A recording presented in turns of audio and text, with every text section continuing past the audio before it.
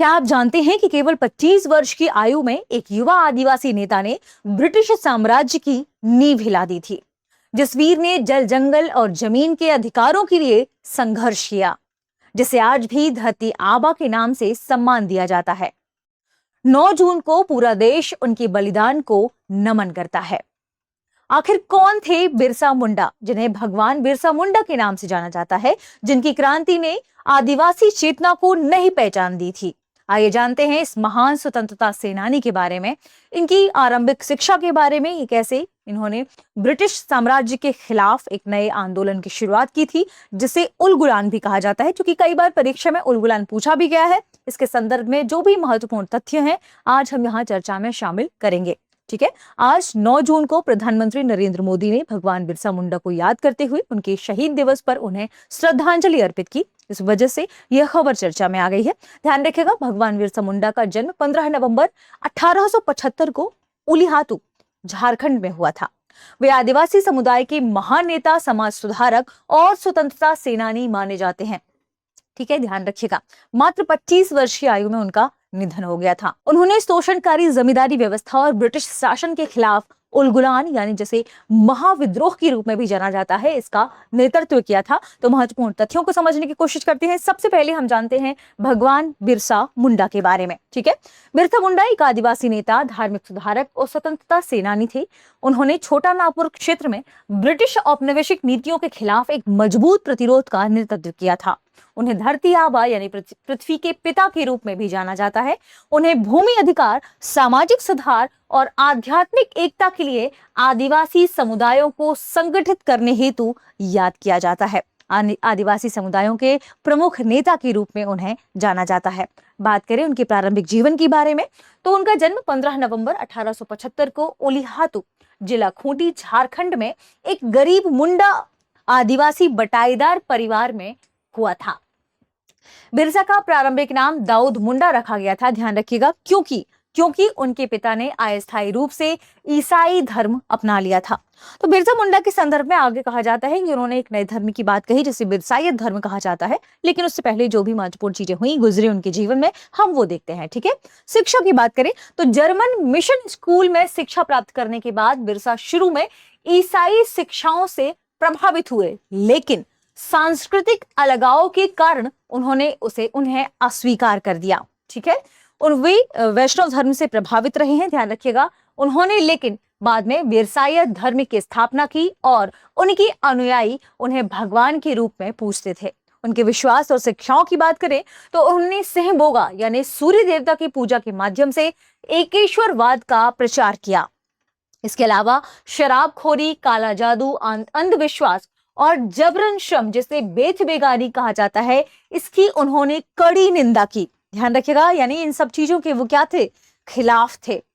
वे किस किस के खिलाफ थे, तो ध्यान रखिएगा, शराबखोरी, काला जादू, अंधविश्वास और जबरन श्रम, जो जिसे बेथ बेगारी कहा जाता है, वो इन सब के खिलाफ थे। उन्होंने इसकी कड़ी निंदा की है। इसके अलावा उन्होंने स्वच्छता, आध्यात्मिक एकता, आदिवासी पहचान पर गर्व एवं सामुदायिक भूमि स्वामित्व को बढ़ावा दिया था। वो इस बात को फॉलो करने पर महत्व देते थे।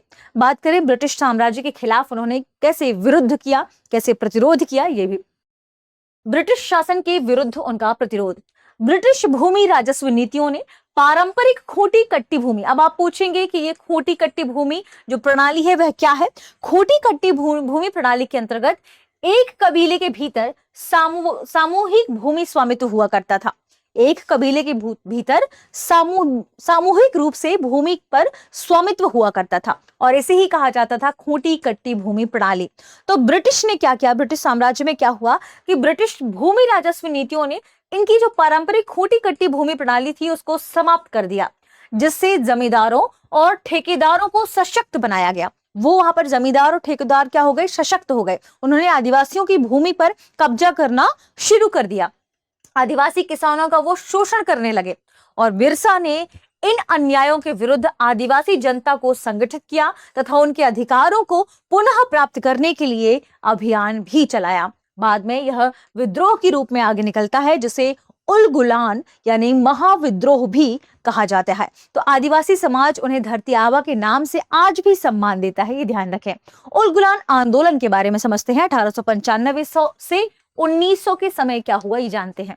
1895 में बिरसा मुंडा को दंगा करने के आरोप में गिरफ्तार किया गया और 2 वर्षों के लिए उन्हें कारावास में डाल दिया गया। वर्ष 1897 में वो रिहा होने के बाद उन्होंने आदिवासी नेतृत्व वाले स्वशासन आंदोलन आदिवासियों के नेतृत्व वाले स्वशासन आंदोलन के खिलाफ गांवों में समर्थन जुटाना शुरू कर दिया।